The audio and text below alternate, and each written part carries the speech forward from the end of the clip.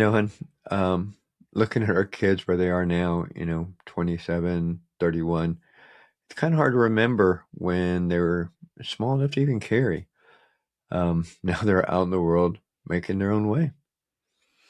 It's a great feeling, but it's also a huge transition. I saw a post online from a mom recently whose daughter, she just turned 18, and the mom woke up on that birthday morning to an email from a lab company, and it basically said, "Happy birthday to your daughter. You are now locked out of her medical records." Wow, that's a rough wake up call. Um, one day you're holding their hand in a doctor's visit, giving the whole medical history from birth till now, and the next day you're legally just an observer with zero input. It really is. Most parents don't realize that the legal door slams shut the second that clock strikes midnight on their 18th birthday. Our guest on episode 19, April Adams Pertuis, she lived through this transition in a very real way. Her son turned 18, and soon after, he was in pain, needing surgery. I remember that. He was still in high school too, wasn't he? Right. Yeah. So she said because he was a legal adult, the doctors handed him the papers to sign. Even though he was in pain, he was the one who had to give permission for surgery. And April was just standing there watching him step into adulthood. She even took a picture of him in that hospital bed signing those papers. It was such a powerful moment. It showed that he was ready to handle his own business. April did a great job being there as his support, but that moment was a wake up call for all of us. It reminded us that our job is to prepare them for that transition before the crisis happens. I remember how when she was speaking, she had so much emotions in her when she was talking about that. So um, now what we want to do is give folks the tools during the peacetime so they're not figuring out when they're sitting there waiting for surgery to happen. Exactly. That's the goal today. We want to help you coach your young adult through the process of completing their own medical power of attorney. This is so they can decide who they want to support them if they ever cannot speak for themselves. Hi, welcome to Thoughtful Planning. I'm Santiago, a parent, a high school teacher, and a veteran. And I'm Honey. Hello. I'm also a parent, end-of-life planning doula, and a business owner. And we're on a mission to make planning for the what ifs in life a lot less scary. Yeah, so in our last episode, we talked about how to choose the right person to speak for you. We called that person your agent. Today, we're moving into the how part. We're going to talk about the steps to complete your medical power of attorney form. And we'll be using the eFileTexas website as our guide. It is a great tool that walks you through the whole process step by step. Yeah, before we start, we have to share our disclaimer. We're not attorneys.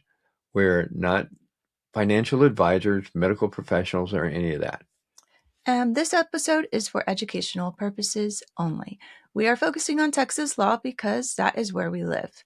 If you live in another state, please check your own local rules or feel free to reach out to us and we will help you find a resource. Yeah. We always recommend also talking to an estate planning attorney if your budget allows it. They're a great resource for family, especially those with special needs or blended families. But for many people, these free state forms that we're going to be covering are a perfect way to protect yourself right now. And here's our essential question for today. How can you guide and educate your 18-year-old in completing their own medical power of attorney using the eFileTexas site? Stick with us because we're going to show you how to make this a milestone of independence rather than a chore. Okay, babe, so let's talk about the mindset here. As a teacher, I imagine you see kids every day who are right on the edge of turning 18. They want to be an adult, but they still need a little bit of coaching, right? Yeah, there's a lot of kids that are under 18 that think they're adults already, But especially for my seniors as they transition towards graduation, which right now we're in January, for them, I always remind them, hey, you're this many weeks away from graduation every Monday. So they understand how important that milestone is to step into the real world. One recommendation would be before they turn 18 is to sit down with them and explain why this matters. Tell them that this form is their choice. It is their chance to pick who they trust to speak for them if they are ever in a medical emergency and cannot speak for themselves. So what we're telling them is that they're the boss at that point. They get to pick their people, their person. Um, does it have to be their parent? No, not at all. They might choose a parent, or they might choose a trusted sibling or a family friend. If they're going away to college in another city, they might even choose someone who lives closer to that school as their primary person, with a parent as a backup if they would like. Yeah, that makes so much sense. So once they're ready to start the form, where do they go when they jump on their computer? Well, there are two great options in Texas. You can go to the Texas Health and Human Services website and download a PDF. It's available in English and Spanish. You just print it out and fill in the blanks. But we like the other option for people who want a little bit more guidance, right? Exactly. We recommend the eFileTexas website. We will put the link in the show notes. So what you'll do first is have your child create their own login. That's really important. Can you tell us why they should have their own login, not one that's affiliated with their parents? Because this is their document. Creating their own account gives them ownership of their legal information. It is a great first step in managing their own adult business. Once they're logged in, they will look for the estate planning kit and click on the button that says Execute Interview. Ooh, that sounds a little bit scary.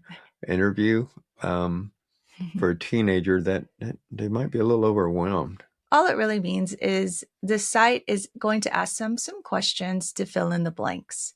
It is much easier than staring at a long legal form. And in episode 58, we went a little more in depth of what to expect upon that initial login to the eFileTexas website. So this episode, we're just going to jump right in. So after you enter your name and address, it will ask you if you already have a medical power of attorney. And if you say yes, it will provide information on how to cancel it. So next, you'll be asked for the names and addresses of the agents you have chosen, like we talked about in the last episode. You should have your primary agent and an alternate, correct? Exactly. An alternate agent is just a backup. If the first person cannot be reached, the doctor calls the second person. What about the section for limitations? What does that part look like? Is it confusing? Well, it can be. It seems confusing at first. It's just a spot where they can write down anything they specifically do not want their agent to do. For most people, there's nothing to include because they trust their agent to make the best call. And when there's nothing to include, the site suggests you write none. But if they have a specific religious rule or strong feeling about a certain treatment, they can put it there. And I also want to remind people too, when we went over filling out that living will, that was 3 episodes. We went deep into questions using the critical conditions planning guide from the Emory Institute. That was one of the choices. There was another option. I'll put that link in the show notes for the other option as well. But we discussed, all of those different kind of scenarios. Of course, we can't cover all scenarios because we don't ever know what all scenarios could be. But we did go over, or those forms go over several different scenarios. And then you are to communicate your wishes once you pick those scenarios with the person you're choosing, your agent, so they understand what your wishes are. So all of this has been discussed. And in this section on limitations, again, you can just put none if you completely trust that your agent understands your wishes, or you can even add in, refer to my living will something, whatever the name of the official name of the form is. Yeah, I think if we could go back in time and do this for our kids when they were turning 18, I think that as being the more experienced people in the room, we could help guide them on making sure they pick the right agent. And it might not have been us, especially when we left Fargo and we were no longer there, but Shelby was still there in college, half a country away. That probably would have been a good thing for us to do, looking back for ourselves.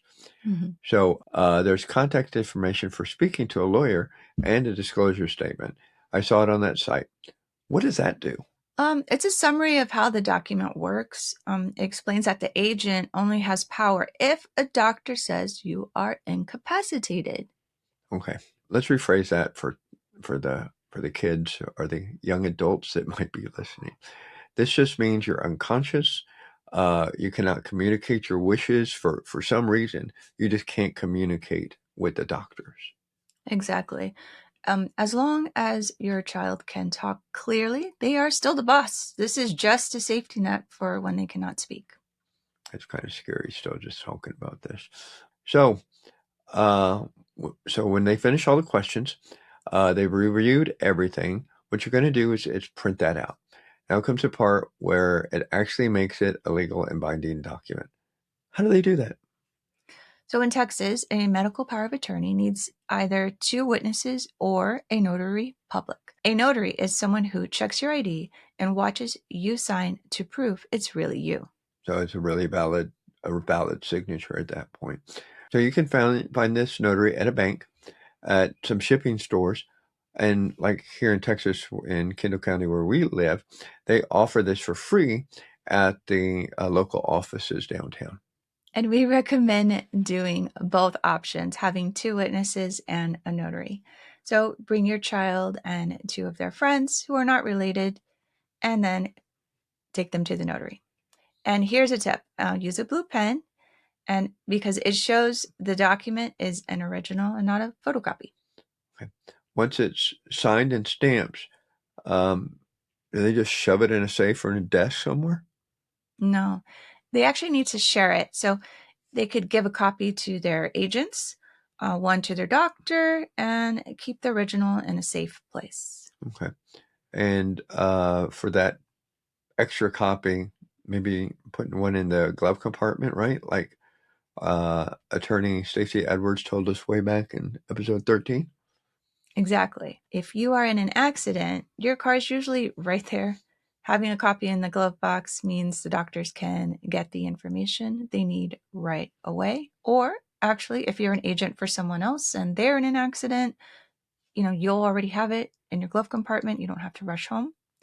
Another option too is to take a photo of it and have it on your phone. You have it in a safe spot on your phone that you can grab it quickly. I was just thinking, so if I'm your agent and you're in a car accident and they call me, one of the first things I should tell them is, hey, grab her medical documents. They're in the glove compartment and it has her wishes there. I'm on my way. Something like that. Great idea. Yeah. Mm-hmm. So I also like an idea about an inventory sheet. I'm big on lists. So can you talk about that?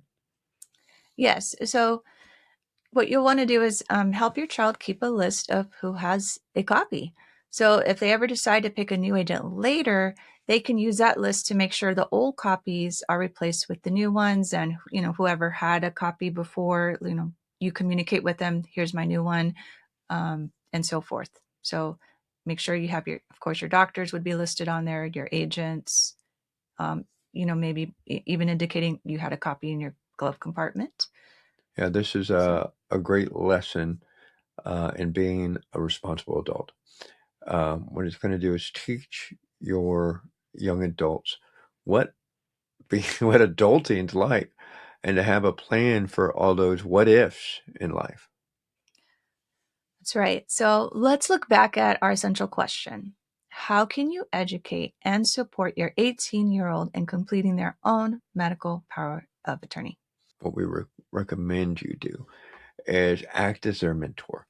First, explain why having a backup person is so important during their independence. It's not about tying them down. It's just about taking care of themselves. I know that in this new generation, they need to know the why. Why am I doing this? Why is it so important to me? And if you just explain to them, hey, this is where you have a say in your decisions in case something happens to you and you can't communicate. Make sure that they fully understand that. Second, guide them to the eFileTexas site or your state site so they can do the interview, that questionnaire, for themselves.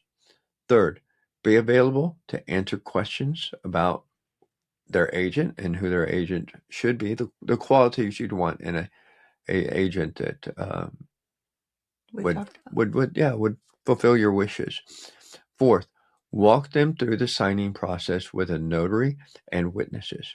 And finally, teach them how to share and track the copies that they have out there. It's all great information. This is all about giving them the confidence to handle their own business while knowing you are there to support them. Yeah, it's about adulting. Mm-hmm. So your task for this week is to have a adult grown-up conversation with your 17, 18, even maybe 19, 20-year-old, especially if they're turning 18 soon. Start to talk now. Share this podcast with them so they can complete their own medical power of attorney and be there for them when they need that coach or that person to lean on. Let them listen to the stories we've shared. Use it as a way to show them you respect their new status as an adult. Yeah, I think that, maybe even going back to the episode with April, so you can hear from another parent that actually went through this, that I think that would be extremely, extremely helpful. So if your child have any questions while using the eTexas site, email us. You can reach out to us at info@legacytoolkit.com. And on our next episode, we're going to shine a light on the HIPAA form. It's a foundational document that I don't hear a lot of people talking about, and I think it's very important. Yeah, exactly. So thank you for joining us today. If you found this helpful, please share it with another parent who needs to hear about it. And make sure to hit the subscribe button on YouTube and follow us on your favorite podcast platform. So until next time, remember, every chapter you write today shapes your legacy tomorrow, and probably the legacy for your young adult. So thank you for joining us at Thoughtful Planning.